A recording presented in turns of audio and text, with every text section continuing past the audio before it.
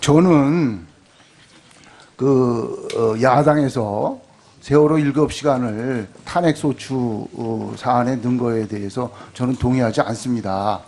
왜냐하면 이거는 대통령의 탄핵소추는 이건 대통령에 대한 공세를 위한 공세지 세월호 7시간이 중요한 것이 아닙니다. 세월호 사건에 대통령은 총체적인 책임을 있지만 직접적인 책임은 없습니다.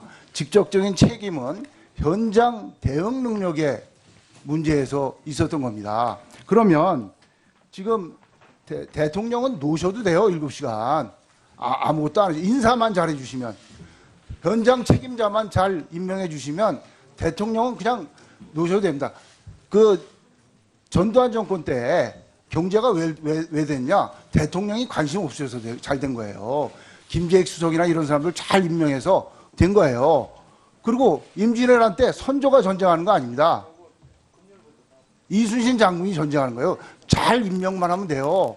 그러면 제가 문제를 제기하는 것은 대통령이 그러면 그 당시에 2013년 3월에 세월호가 취항했는데 2013년 3월에 여객선 안전관리에 총 책임을 지는 해양수산부 장관을 누구를 임명했느냐 하는 거예요.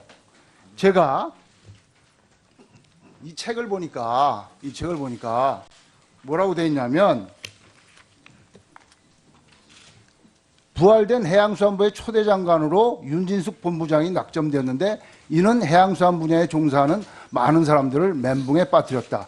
대통령은 흙 속의 진주를 발견했다고 하지만 수십 년간 이 분야에 종사해온 사람들 입장에서는 도저히 이해할 수 없는 인사였다, 이렇게 돼 있어요. 그때 보면 국회에서도 이 윤진숙 장관 부적격, 여당도 부적격, 여론도 부적격해서 자격자질 논란이 심했어요. 근데도 대통령이 고집스럽게 임명을 해갖고 국민들이 안 된다고 하는 그 사람만 골라서 인사를 했기 때문에 이 세월호에 대한 관리 감독이 안 된 거예요. 그리고 해경청장이 제대로 군안을 못한 거예요. 그런데 해경청장을 배 한 번도 안 타본 사람을 해경청장에 임명하니까 이게 제 역할을 합니까? 대통령 노셔도 돼요, 7시간.